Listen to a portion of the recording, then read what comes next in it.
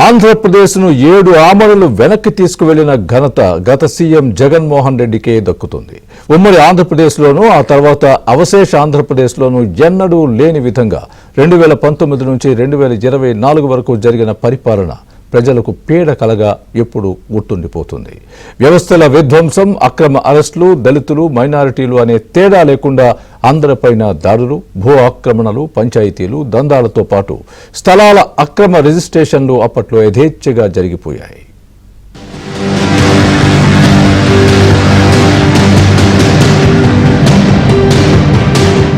రాష్ట్రాన్ని అరాచకంలోకి నెట్టిన ఘనుడు జగన్. తిరోగమన పాలనకు కేర్ ఆఫ్ అడ్రస్ వైసీపీ అధినేత. జగన్ 5 ఏళ్ల పాలన ఒక పీడకల. వ్యవస్థల విధ్వంసం జగన్ సాధించిన అతిపెద్ద ఘనత. వైసీపీ పాలనలో ఎన్నడూ లేని విధంగా అభివృద్ధి కుంటుపట్టడంతో పాటు రాష్ట్రం ఆర్థికంగా దివాళా తీసే పరిస్థితికి చేరుకుంది. ఉద్యోగులకు జీతాలు కూడా సకాలంలో ఇవ్వలేని దౌర్భాగ్య స్థితిని రాష్ట్రం ఎదుర్కొంది. పదవి విరమణ చేసిన ఉద్యోగులకు రిటైర్మెంట్ బెనిఫిట్స్ అందించలేక వారి ఉద్యోగ విరమణ వయస్సును పెంచి చేతులు దులుపుకుంది. ఇంతకంటే దుస్థితి మరొకటి ఉంటుందా?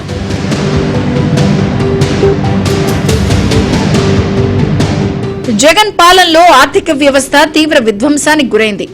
కేంద్రం ఇచ్చే పథకాలను కూడా రాష్ట్రంలో అమలు చేయలేని దశకు చేరుకుని 93 పథకాల అమలు నిలిచిపోయింది. ఎన్నడూ లేని విధంగా కేంద్రం నుంచి వివిధ పథకాలకు వచ్చే డబ్బును యథేచ్ఛగా దారి మళ్లించడమే కాకుండా రాష్ట్రంలోని సంక్షేమ పథకాలకు తమ ముద్ర వేసుకుని డైరెక్ట్ బెనిఫిట్స్ ట్రాన్స్ఫర్ ద్వారా పందారం కానిచ్చారు.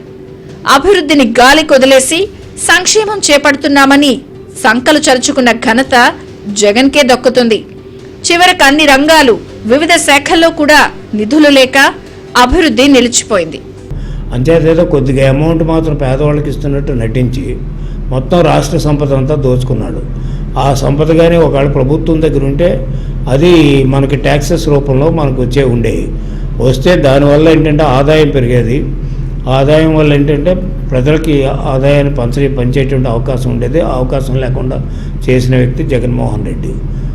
లాస్ట్ ఇంక ఇష్యూ వస్తే ఈ విధంగా చేయడమే కాకుండా ఎప్పుడైతే అవినీతి పెరిగిందో, ఈ వాళ్ళు ఇంగ్లీష్లో ఏదో క్రిప్టోగ్రాఫ్ట్స్ అంటాం, అంటే వీళ్ళు అవినీతి పరిపాలకులు ఎక్కువైపోయారు.